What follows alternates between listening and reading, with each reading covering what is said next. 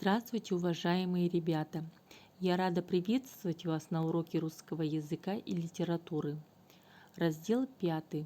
Традиции празднования Нового года, Наурыза и Рождества. Тема урока – новогодние подарки. Сегодня на уроке вы будете понимать содержание небольших прозаических и поэтических произведений, фрагментов, определяя сюжетную линию или настроение стихотворения. Понимать главную и второстепенную информацию сплошных и несплошных текстов, связывая информацию с общеизвестными повседневными знаниями. Правильно употреблять существительные с прилагательными. Согласовывать имена прилагательные с именами существительными. Заменять слова прилагательными синонимами. Ребята, какие ассоциации у вас возникают, когда вы слышите словосочетание «новогодние подарки»? Запишите их.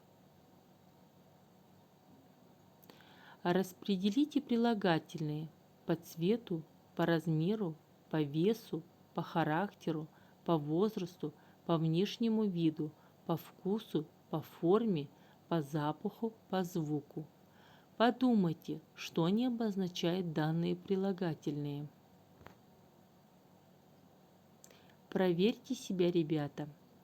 По цвету зеленый, белый, по размеру прямой, круглый, кривой, по весу тяжелый, легкий, по характеру добрый, злой, веселый, по возрасту старый, молодой, по внешнему виду красивый, высокий, по вкусу горький, сладкий, вкусный, по форме большой, маленький, крупный, по запаху ароматный, пахучий, по звуку громкий, тихий, звонкий.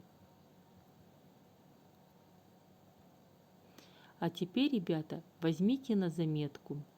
Прилагательное громкий – качественное прилагательное, так как обозначает такой признак предмета, который может быть в предмете большей или меньшей степени, и поэтому образует степени сравнения. Громче, самый громкий, сочетается с наречием «очень», имеет краткую форму «громок». По значению и форме прилагательные делятся на 3 разряда. На качественные, относительные и притяжательные.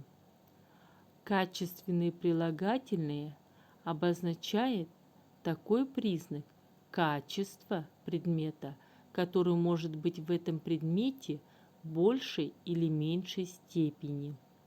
Холодная зима. Зима в этом году холоднее, чем в прошлом. Качественные прилагательные образуют степени сравнения: более холодный, самый холодный и краткую форму «зима холодна». Качественные прилагательные могут сочетаться с наречиями: очень, чрезвычайно, слишком, очень холодный, иметь антонимы холодный, горячий. А теперь, ребята, обратите внимание на отрывок из стихотворения Сурикова «Зима». Найдите сравнение и олицетворение. Докажите, что выделенные слова являются качественными прилагательными. Объясните значение слова «чудный». Зима. Белый снег пушистый в воздухе кружится, и на землю тихо падает, ложится, и под утро снегом поле забелело, точно пеленою все его одело. Темный лес, что шапкой принакрылся чудной, и заснул под нею крепко непробудно. А теперь, ребята, я предлагаю вам обратить внимание на карточку «Информатор». Что такое олицетворение? Олицетворение – это литературный прием, при котором неодушевленные предметы наделяются свойствами которые присущи живым существам. Например, поет зима, аукает, мохнатый лес баюкает. Олицетворение позволяет создать яркий образ, передать настроение героя.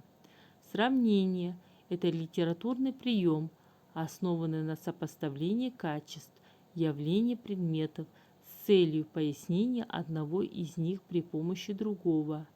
Чаще всего сравнения присоединяются при помощи союзов как, точно, словно, будто, как бы, как будто.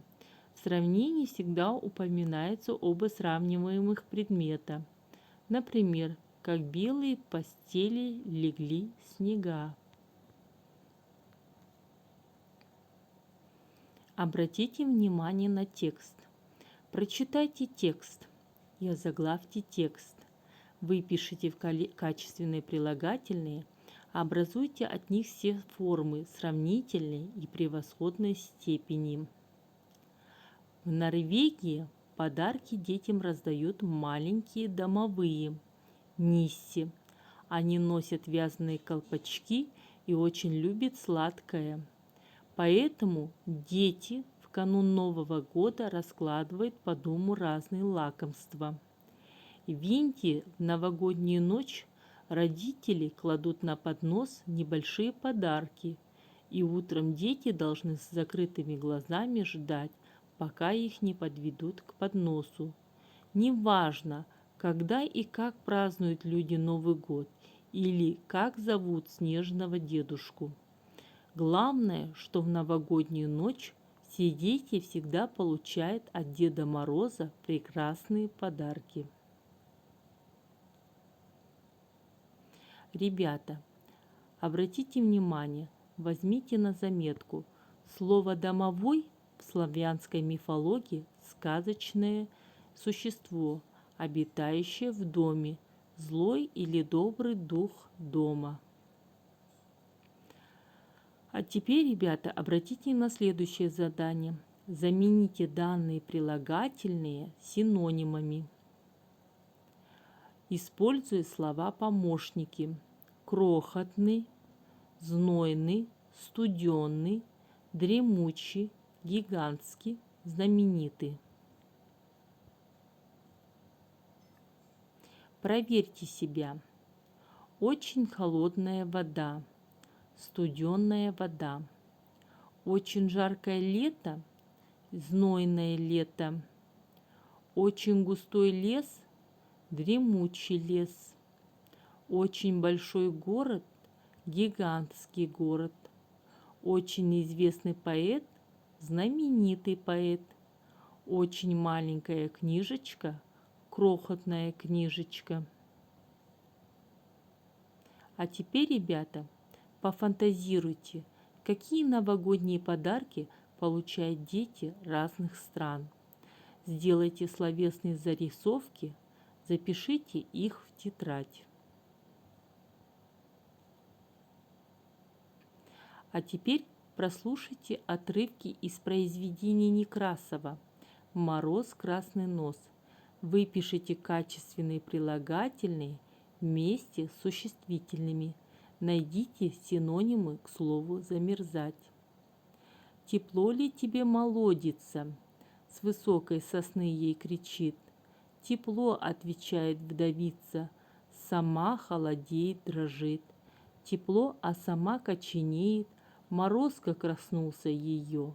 В лицо ей дыхание веет, и иглы колючие сеет, седой бороды на нее. Проверьте себя. Качественные прилагательные с высокой сосны, иглы колючие, седой бороды, синоним к слову замерзать, промерзать, стынуть, зябнуть. А теперь, ребята, я предлагаю вам составить синквейн к слову подарок. Дескрипторы сегодняшнего урока. Распределяют прилагательные. находит сравнение и олицетворение стихотворения, выписывает качественные прилагательные, объясняет значение слов, образует сравнительную и превосходную степень прилагательных, выписывает качественные прилагательные с существительными, находит синонимы к слову «замерзать», составляет синквейн. А теперь, ребята, проведем рефлексию. Сегодня я узнал. Было интересно, было трудно. Допишите данные предложения, что вы сегодня узнали на уроке.